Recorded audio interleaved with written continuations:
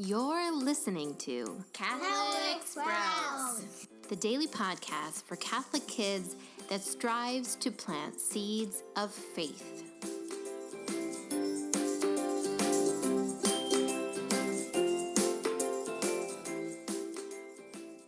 Hey there, Sprouts. Today is Wednesday, May 8th, 2019. This week on the Catholic Sprouts podcast, we are talking about the Divine Mercy. Now, we have already talked about what mercy is, and that it is simply love's second name.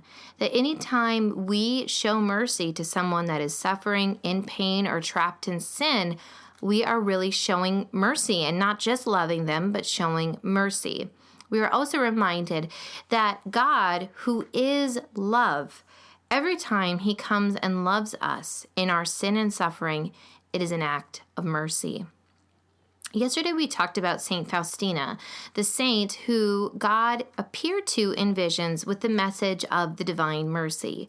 We talked about what a mystic is, and we reminded ourselves that God revealed absolutely everything to us 2,000 years ago, but he chooses sometimes to appear to saints in visions so that we might be reminded of his teachings, or people might be called to a deeper conversion. Now, today we are going to start talking about the actual details of the Divine Mercy. When we talk about the Divine Mercy, there are 5 different ways that we celebrate or acknowledge this devotion. There is a feast day. There is an image of the Divine Mercy. There is a novena, which is a prayer that we say over 9 days. There is a chaplet, which is a prayer said with rosary beads. And finally, there is an hour of mercy. We're going to be talking about the first 2, the feast day and the image, today. So first of all, the feast day. Now, I hope that you recently celebrated the Divine Mercy Sunday, which is the Sunday following Easter. If you're listening to this on Wednesday, May 8th, you know that that was just a couple days ago. So perhaps you'll have to mark your calendar for next year. But the Divine Mercy is an incredible day that Jesus himself spoke to Faustina about. Now, if we remember Easter, we celebrate Easter for 8 days. We talk about the octave of Easter.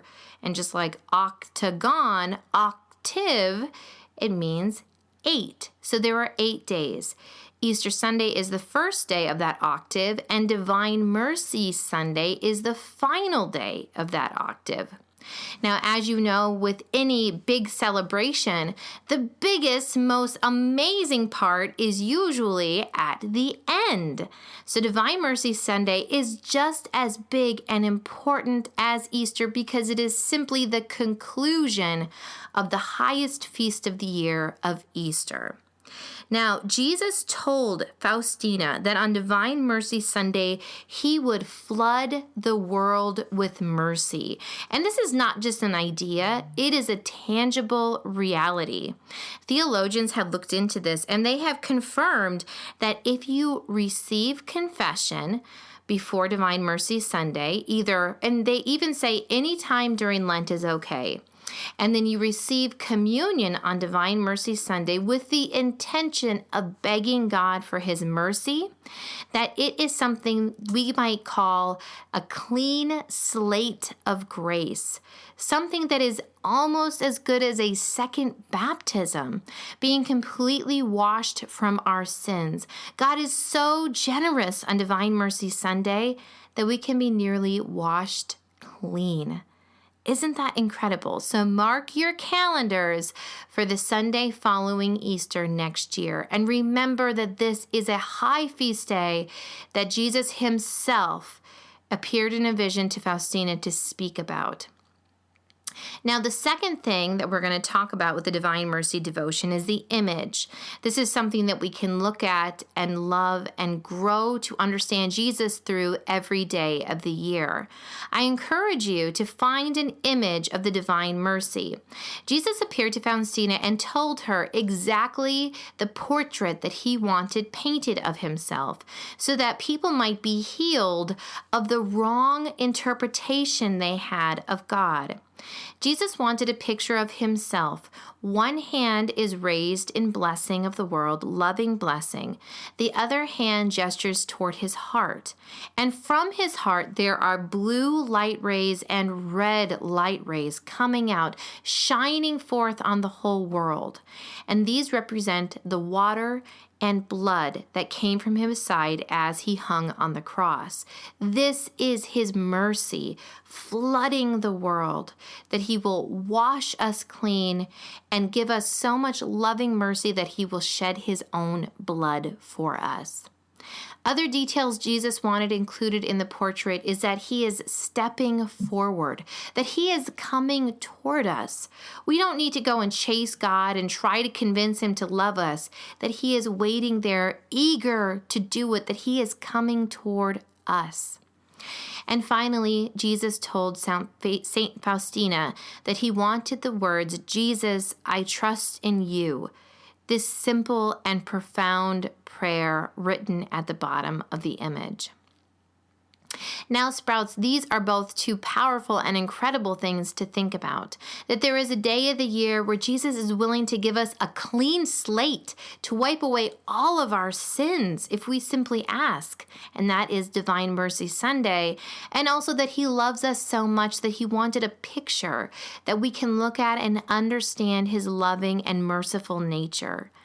So, Sprouts, my challenge for you is to find a picture of the Divine Mercy.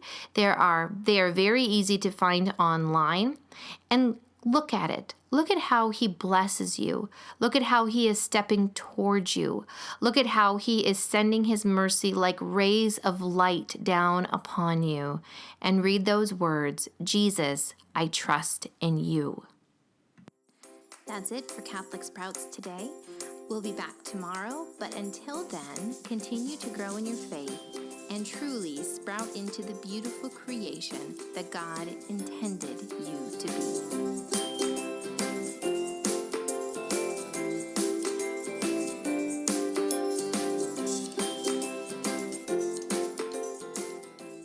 And finally, a quick note to the grown-ups.